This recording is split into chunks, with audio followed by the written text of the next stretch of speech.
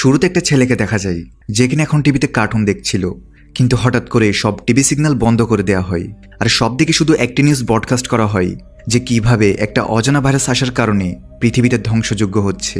মানুষরা এ virus infected হয়ে একে অপরকেই কামড়াচ্ছিল।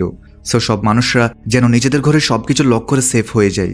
এখন এই বাচ্চাটা এই সবকিছু বলার জন্য তার মায়ের কাছে যেতে থাকে, কিন্তু রাস্তায় সে তার বড় বোন অ্যাবিগেলকে দেখতে পায়। আর তারা দুজন তার মায়ের কাছে গিয়ে দেখতে পায় তার মা তো আগে থেকেই টেনশনে আছে। তাদের মা তাড়াহুড়া করে সব জিনিসপত্র প্যাক করে তাদের পিতাকে কল করতে থাকে। তাদের পিতা যে কিনা একজন পাইলট, সে ফোনে বলে যে সব দিকে জম্বি ভাইরাস দ্রুত ছড়িয়ে যাচ্ছে।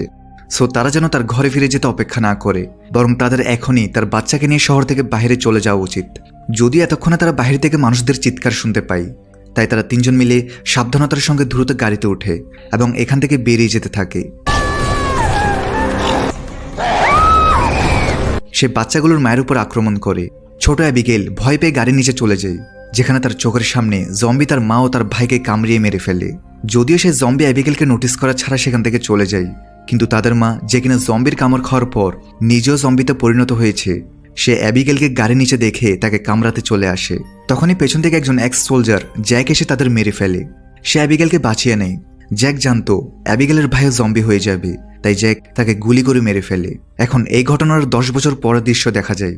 এখন পর্যন্ত সব মানুষরা হয়তো মারা গিয়েছে বা জম্বি হয়ে এদিক ওদিক ঘুরে বেড়াচ্ছে। বড় বড় শহর এখন জঙ্গলে পরিণত হচ্ছে। এখন এই পোস্ট অ্যাপোক্যালিপটিক ওয়ার্ল্ডে জ্যাক আর অ্যাবিগেলের মতো অনেক কম মানুষ বেঁচে আছে, যারা এখন পর্যন্ত জম্বিদের থেকে বেঁচে সার্ভাইভ করে আছে। জ্যাক সেদিনের পর থেকে অ্যাবিগেলকে পালন করেছে, তাই সে অ্যাবিগেলকে বর্তমান পৃথিবীতে সার্ভাইভ করা শেখাচ্ছে। জঙ্গল থেকে পশু পাখিদের শিকার করা এবং জম্বিদের ভিড় থেকে বের হওয়া ইত্যাদি অনেক কিছু অ্যাবিগেল ধীরে ধীরে শিখছে। সেদিন যদি তার জীবনে জ্যাক না আসতো তাহলে সে বাঁচত না, তাই জ্যাক তার পিতার সমান। এখন আজ যখন তারা ঘুমাচ্ছিল, তখন হঠাৎ জ্যাক কারো আওয়াজ শুনতে পায়। জ্যাক বুঝতে পারে এটা একটা জম্বি যে তাদের এখানে ঢুকে পড়েছে, তাই সে তার সামনে এসে জম্বিটাকে হেডশট দিয়ে শেষ করে দেয়। এখন 10 বছর অভিজ্ঞতা হিসেবে তারা ভালোভাবে বুঝতে পেরেছে কিভাবে জম্বিরা একা নয় বরং দল বেঁধে একসাথে থাকে। অর্থাৎ এই এলাকায় আরো জম্বি আছে, তাই তাদের যত দ্রুত সম্ভব এই জায়গা ছাড়তে হবে। আর বর্তমান পৃথিবীতে যে জম্বিগুলো রয়েছে তারা এখন আগের মতো নেই, বরং সময়ের সাথে সাথে তারা নিজেদেরকে অনেক বদলে ফেলেছে। আগে যেমন তাদের মধ্যে কোনো সেন্স ছিল না, তারা শুধুমাত্র জীবন্ত লাশের মতো চলাফেরা করত, বর্তমান জম্বিরা এর উল্টো।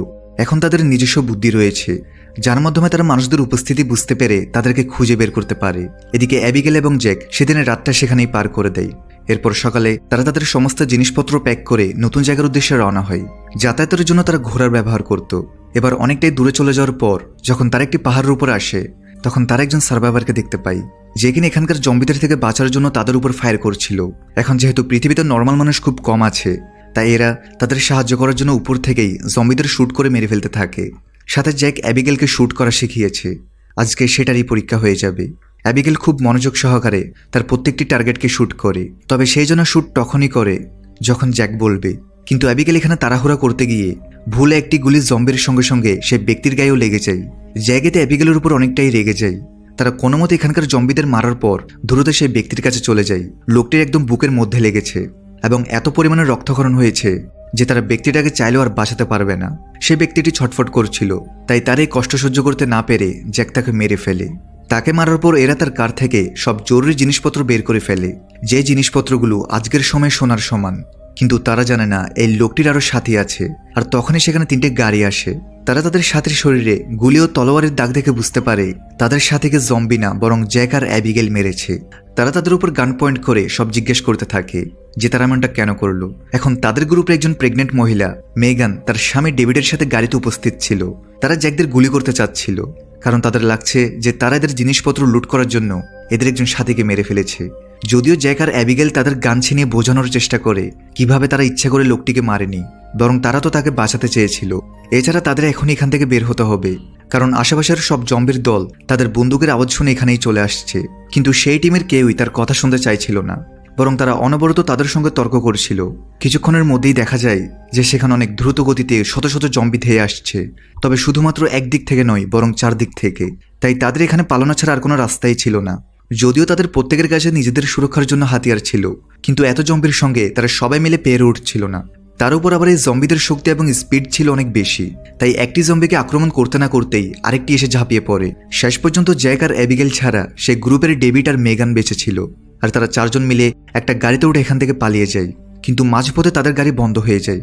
তবে ভালো কথা, তারা অনেক দূরে চলে এসেছে। জ্যাক ডেভিড ও মেগানকে বলে তারা এখান থেকে আলাদা আলাদা হয়ে যাবে। এখন যেহেতু সেখানে তাদের গ্রুপের লোক নিজেদেরই ভুলের জন্য মারা গিয়েছে, তাই জ্যাক তাদের থেকে কিছু গান নিয়ে অ্যাবিগেলের সাথে সামনে এগোতে শুরু করে। কিন্তু কিছুক্ষণ পরে দেখা যায় যে তাদের পিছু পিছু মেগান আর ডেভিড আসছিল, অর্থাৎ তারা এখন তাদের সঙ্গেই থাকতে চাইছে। তবে জ্যাক এবং অ্যাবিগেল এতে কোনো আপত্তি জানায় না। ছোট্ট একটা ব্রেক দিয়ে আবার মূল ভিডিওতে ফিরে যাচ্ছি। গেম খেলে কেবল মজাই নয়, পাবে বিশাল আয়ের সুযোগ। মস্ট প্লে নিয়েছে দারুণ অফার আর অফুরন্ত সম্ভাবনা। মস্ট প্লে বাংলাদেশ ও ভারতের সবচেয়ে মজার এবং বিশ্বাসযোগ্য গেমিং প্ল্যাটফর্ম। এখানে রেজিস্ট্রেশন করলেই পাবে 500 টাকা ফ্রি বোনাস।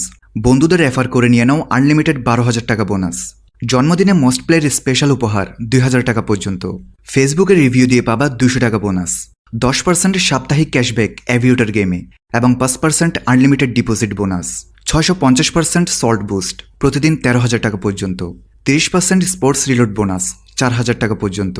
সবচেয়ে দ্রুত ও নিরাপদে লেনদেন করতে বাংলাদেশে বিকাশ নগদ রকেট উপায় দিয়ে সহজে ডিপোজিট ও উইথড্র করা যায়। তাই এখনই পিন কমেন্টে গিয়ে মস্ট প্লে রেজিস্টার করে নাও। এআই এর সুযোগটি আর মিস করো না। এরপর তারা সবাই মিলে পায়ে হেঁটে অনেকটা পথ চলে আসার পর তারা সবাই ছোট্ট একটি টাউনের মতো জায়গাতে পৌঁছে যায়, যেখানে থাকার মতো একটি জায়গা ছিল। তারা আজকের রাতটা সেখানেই আশ্রয় নেয়। কিন্তু সারাদিন না খেয়ে থাকার কারণে তাদের সবার অনেক খিদে পেয়েছিল। তাই প্রথমে তারা সবাই মিলে অল্প কিছু খাবার খেয়ে নেয়।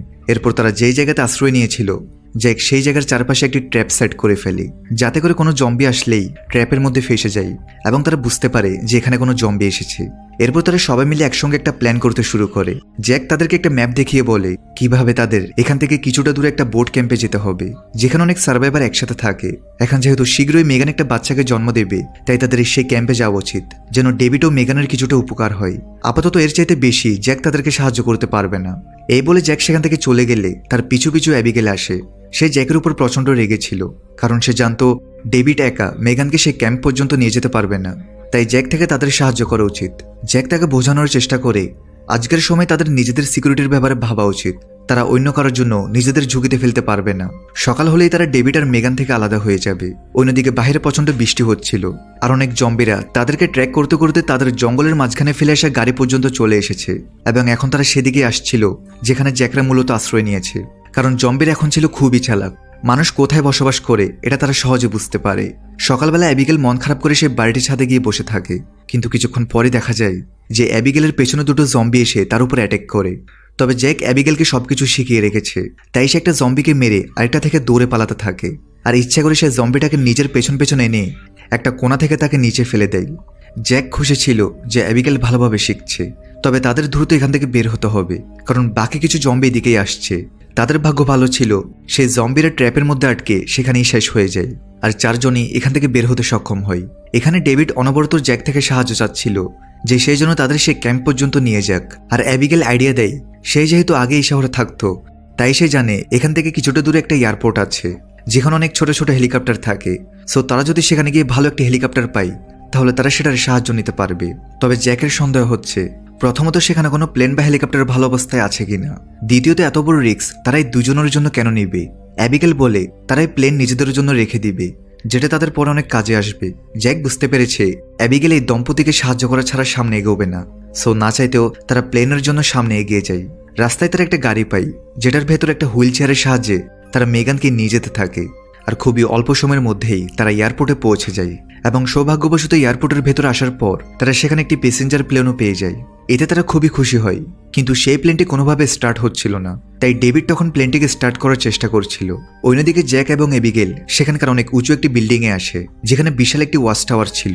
তারা সেখান থেকে দেখছিল যে এখানকার আশেপাশের জম্বিদের পরিস্থিতি আসলে কেমন। অন্যদিকে ডেভিড অনেক চেষ্টা করার পরেও যখন কোনোভাবে প্লেনের ইঞ্জিন স্টার্ট করতে পারে না, তখন তার নিজের প্রতি ভীষণ রাগ হয়। সে রেগে গিয়ে নিজেকে আঘাত করছিল। এদিকে ওয়াচ টাওয়ারে অ্যাবিগেল একটি দূরবীনের সাহায্যে দেখতে পায় যে তাদের কাছ থেকে অনেক দূরের একটি জায়গাতে শত শত জম্বি রয়েছে আর সেই জম্বিগুলো মূলত দৌড়ে তাদের এদিকেই আসছে। আর এই জম্বিদের সংখ্যা এতটাই বেশি ছিল যে তারা চাইলেও তাদের মোকাবেলা করতে পারবে না। সো তারা দ্রুত নিচে গিয়ে ডেভিড আর মেগানকে সতর্ক করতে থাকে যে তাদের এখান থেকে বের হতে হবে। তবে প্লেনটা এখনো স্টার্ট হয়নি, তাই জ্যাক আর অ্যাবিগেল এদিকে আসে জম্বিদের শুট করতে শুরু করে এবং একদম শেষ মুহূর্তে যখন তাদের কাছে জম্বি পৌঁছে যায় তখন প্লেনটি ফাইনালি স্টার্ট হয়। তারা চারজন বিমানে বসে টেক অফ করতে থাকে।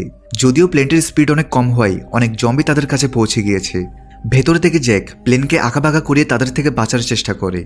তবে এরপরেও একটা জম্বি গেট পর্যন্ত পৌঁছে যায়। তবে যখনই জম্বিটি তাদের উপর আক্রমণ করতে